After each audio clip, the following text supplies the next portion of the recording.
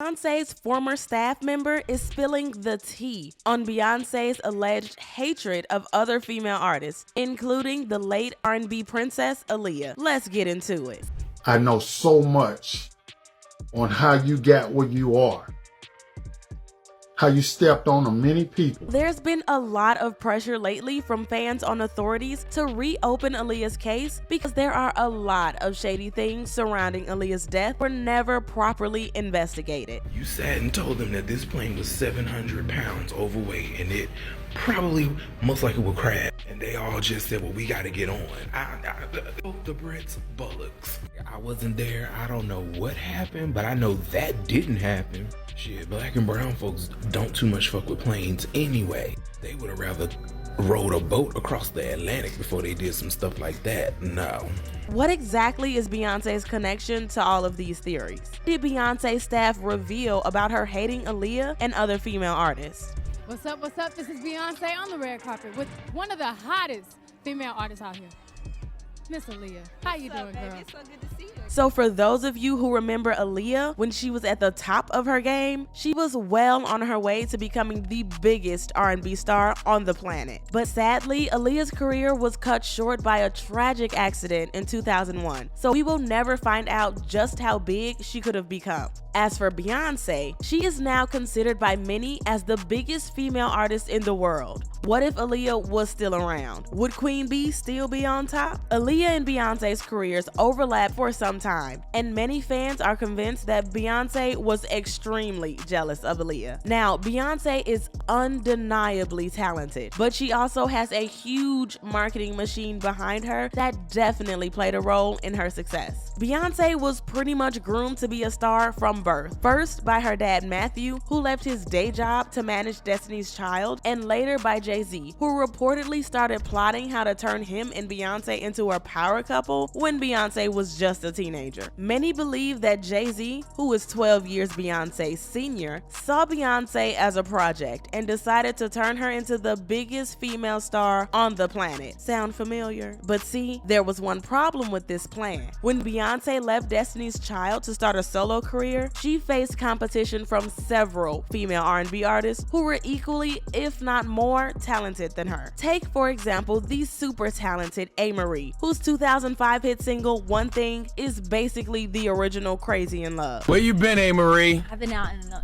universe somewhere. No, Talk about your career. Everybody always says A-Marie should have been a superstar because she's pretty, she could dance, she could sing. What happened? It's, you know what it is?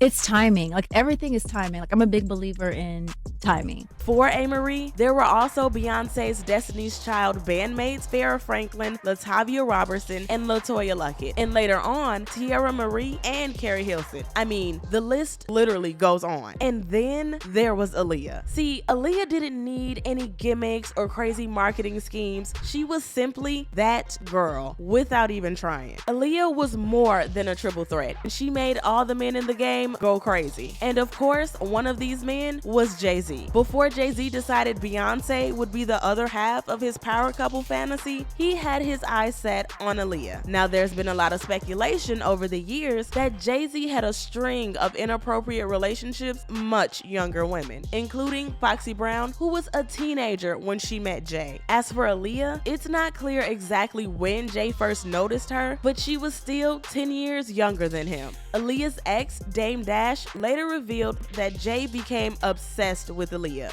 and tried very hard to pursue her. There were rumors back then that Aaliyah and Jay-Z hooked up sometime in 1999. However, neither one of them spoke about their relationship in public, so we're kind of on a cliffhanger there. But whatever happened between him and Aaliyah, it didn't last very long because Dame won her over and the two started dating in 2000. Aaliyah reportedly just wasn't feeling Jay like that, and plus, she knew that Jay was close with R. Kelly, and we all know what R. Kelly did to Aaliyah. It's actually very possible that this was one of of the reasons why Aaliyah decided to break it off with Jay and started dating Dame. So now that Aaliyah was no longer paying him any mind, Jay-Z had to move on to the next promising young female star, and that's when Beyonce entered the picture. And the age difference between them is even bigger than the one between Jay and Aaliyah. Beyonce claimed she and Jay met when she was 18 and they started dating a year later. However, there's been a lot of speculation that Jay started plotting to get with Beyonce long before that, and that she was his plan B in case things didn't work out with Aaliyah, which they didn't. But see, in 2001, when Jay and Beyonce officially started dating, Aaliyah was on top of the world. She already had 2 Grammy nominations and was working on her highly anticipated 3rd studio album. Aaliyah also had 2 big budget movies behind her, Romeo Must Die, which was great, and Queen of the Damned, which was even better, and had signed to appear in several other projects. With my heart, and I love acting as well. There's some similarities, but yet there are a lot of differences as well, and I like doing both.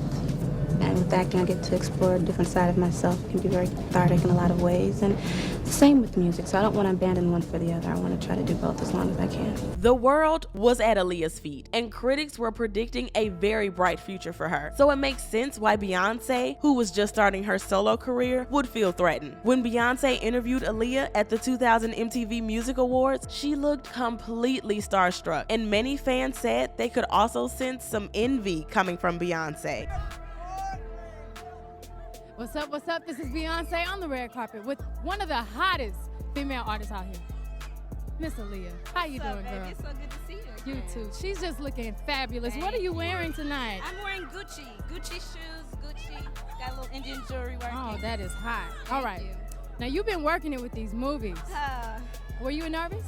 Very nervous, but I'm real happy. It's something I've wanted for a long time, so Yes. to finally make that transition, it's great. You're doing another movie this summer, right? Hopefully things work out. Everything Okay. will be rolling. That's So, yeah. great. But then a tragedy struck, and on August 25th, 2001, Aaliyah's life was tragically cut short at the age of 22 in a plane accident in the Bahamas. And as you probably know, Aaliyah's death has been the subject of much controversy over the years, especially since an eyewitness revealed Aaliyah was given a sedative and carried unconscious on the plane. Kingsley Russell, who was 13 at the time, was in the car that drove Aaliyah and her team to the airport for their return flight to Miami. According to Kingsley Russell, they took her out of the van and she didn't even know she was getting boarded on a plane. Russell says she went on that airplane asleep. And while the official investigation determined the accident happened because the plane was overloaded, many fans have suspected that Aaliyah's death was a setup, and some even claimed that Jay-Z was involved. See, just months after Aaliyah's death, Jay started working on his 7th studio album, The Blueprint 2, which featured his first ever collaboration with Beyonce, 03 Bonnie and Clyde, which was a hit. The song was a huge commercial success, like I said, and it marked the beginning of Beyonce and Jay-Z's power couple era, which we're still in. Jay later told Rolling Stone, "We exchanged audiences. Her records are huge top 40 records, and she helped Bonnie and Clyde go to #1. What I gave her was street credibility, a different edge." As for Beyonce, she needed that different edge because other than her work ethic, there wasn't much setting her apart from other vocally talented female artists, and she was determined to get big. But see, according to people who worked with Beyonce, this determination also has a darker side. One of these people is a man who goes by the name of Uncle Ron, and he claims he worked as Beyonce's personal bodyguard. Uncle Ron recently went viral on TikTok when he shared a series of videos about Beyonce and Jay-Z, claiming that both of them are so obsessed with being on top that they would step on anyone to get there. And while Uncle Ron didn't mention Aaliyah's name, he accused Beyonce and Jay-Z of destroying multiple people's careers, including Carrie Hilson.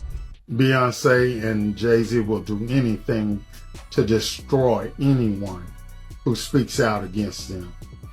Okay, I get the threats, but you have to remember one thing. I know your deepest secrets.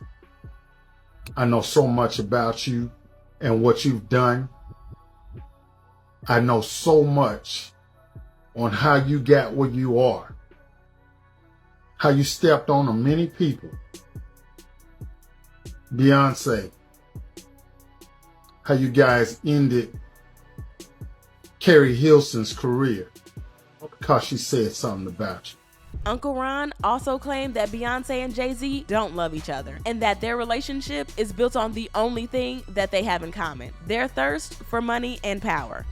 Your relationship was a business relationship, financial, to get to the top, to become billionaires. There's no love there.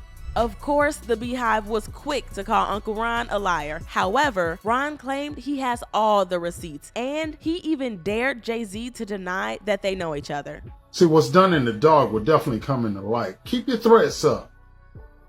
I'm here today, and what I got to say, I'm gonna say it. So don't make idle threats to me. Cause see, I ain't Biggie. See, I ain't Beanie Siegels.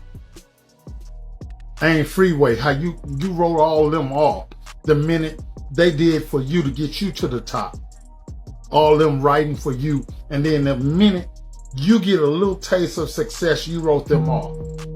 You just totally said, I don't know him. Say you don't know me. I dare you. I dare you.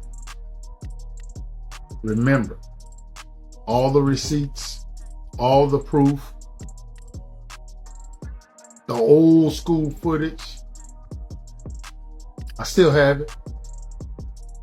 And while Uncle Ron is yet to produce the receipts he claims he has, Media Takeout has confirmed that Uncle Ron really did work as a bodyguard for multiple A-listers. And they also discovered a photo taken in 2004 showing Beyonce with a man who looks a lot like Uncle Ron. As for fans on social media, it looks like the majority of them are taking Uncle Ron's side, and they're now speculating that Aaliyah was one of the many talented artists who had to be eliminated for Beyonce to get where she is now. One fan commented, "All I can say is I miss Aaliyah and Tupac, the only celebrities I cried over. You have to wonder why Jay-Z and his wife are so rich. Think about it. It has nothing to do with talent because there are people more talented than both of them." And another person added, "Yeah, you can tell in that video at the MTV Awards that Beyonce was extremely jealous and intimidated by Aaliyah. But that's okay. Rihanna was her karma." But let's hear your opinions on this. Do you think Beyonce was jealous of Aaliyah? And was Aaliyah's death a setup to make room for Beyonce's come up? Let us know what you think in the comment section below. And don't forget to check out this next story.